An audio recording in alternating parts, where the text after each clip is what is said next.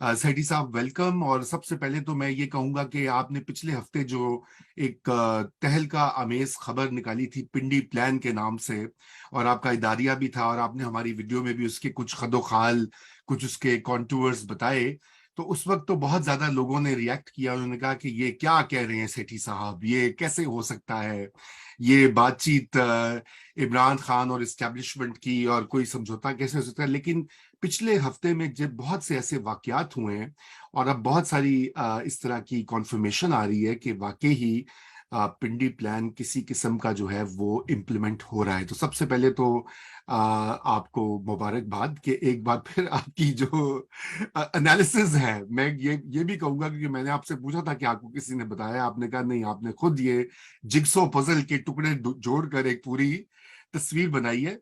तो सबसे पहले तो वो हम उसकी जो है वो क्या कहते हैं बात करेंगे कि ये पिंडी प्लान का जो आइडिया था, आपने ये एनालिसिस कैसे किया, और क्या चीजें आपने देखी मुल्की हालात में, सियासत में, जो कि जिन्होंने आपको इस चीज पे कायल किया कि वाकई कोई इस तरह का प्लान है। और फिर हम इस प्लान की इम्प्लीमेंटेशन और इसके जो चैलेंजेस हैं उस पर बात करेंगे। जाहिर बात है उससे फिर ये सवाल निकलते हैं कि क्या इलेक्शन वाकई अगले साल जल्दी हो जाएंगे, क्या मुस्लिम लीग नून जो है किन शराइत के ऊपर ये इस एग्रीमेंट का हिस्सा बनेगी, क्या इस्टेब्लिशमेंट वाकई सीरियस है इस बात के ऊपर, या वो कह रहे हैं कि चलो इमरान को थोड़ा सा ठंडा करो।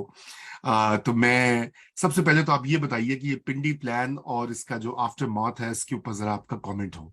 जी, थैंक यू रजा। सही कह रहे हैं आप। मेरे बड़े दोस्तों ने मुझे फोन करके कहा कि आगे क्या गुड़ियां उड़ा रहे हैं आप, क्यों ऐसे कर रहे हैं, और ऐसी कोई चीज है ही नहीं। अभी तो हमारी इतला यही है कि इमरान को टाइट करेगी इस्टेब्लिशमेंट, और ये देखिए जजेस क्या करेंगे, इसको कंटेम्प्ट करेंगे, ये करेंगे, वो करेंगे, फॉरेन फंडिंग में ये हो जाएगा, वो हो जाएगा।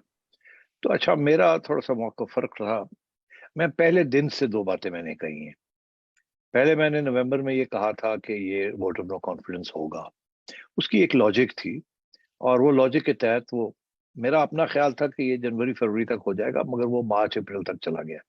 और मैं समझता हूँ उसके अंदर बहुत सी आखिरी वक्त पे एस्टेब्लिशमेंट की तरफ से रुकावटें आई, बिकॉज उनका ख्याल था कि इमरान खान को मना लेंगे, मगर वो नहीं माने।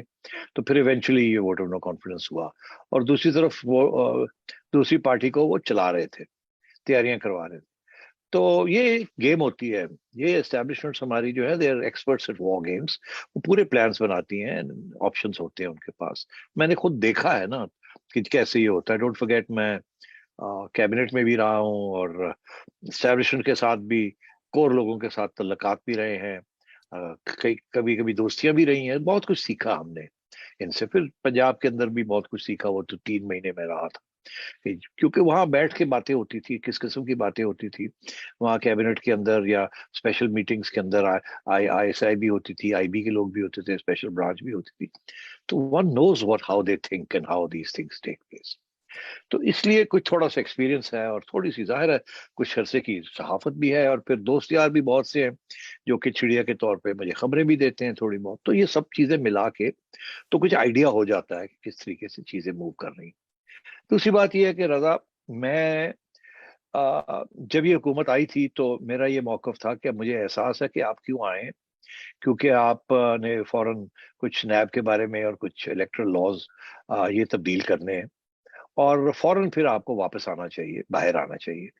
क्योंकि आपने तो इसलिए इसको, खान को गिराया था, क्योंकि आपको फिक्र था कि अगर ये रह गया तो ये फिर अपने चॉइस का जनरल जो है उसको सिलेक्ट करके ले आएगा, और फिर ये अगले 5 6 10 साल ये कहीं नहीं जाएगा।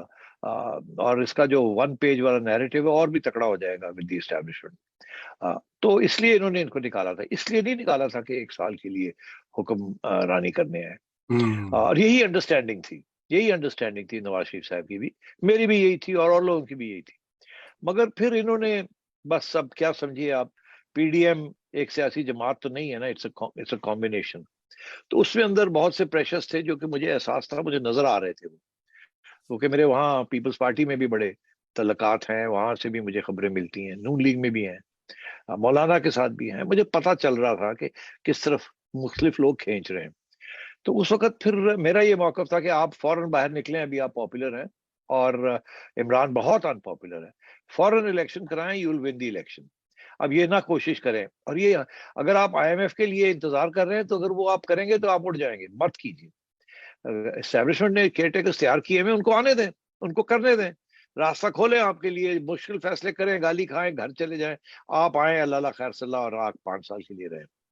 انہوں نے نئی بات مانی. آپ چھوڑیں, میری بات نہیں, نواز شریف صاحب کی بات بھی نہیں مانی, اور بھی دوست ان کو کہہ رہے تھے, نہیں مانی. انہوں نے مشترکہ فیصلہ کیا کہ نہیں, ہم رہیں گے.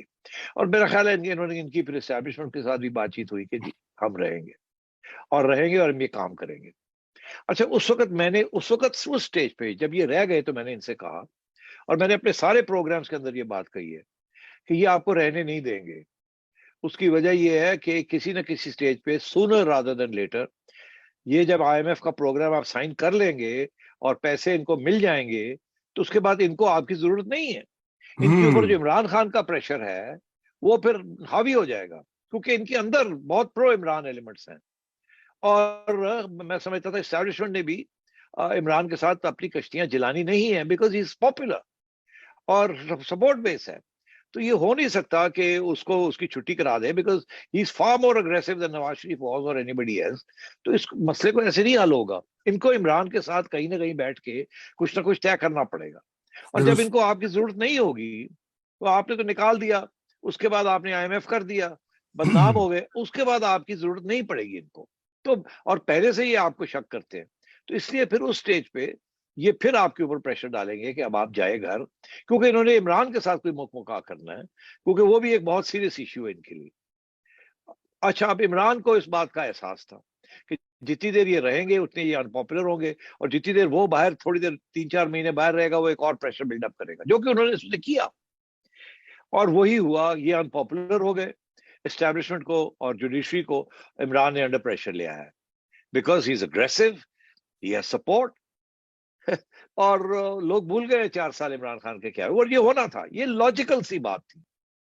اور یہ لاجیکل تھی کہ اسٹیبلشمنٹ جو ہے پھر it will reach out to Imran Khan. اس لیے میں نے کہنا شروع کر دیا کہ یہ اب جولائی اگست میں IMF کا ہو جائے گا, اور اس کے بعد ایک نئی گیم شروع ہو جائے گی.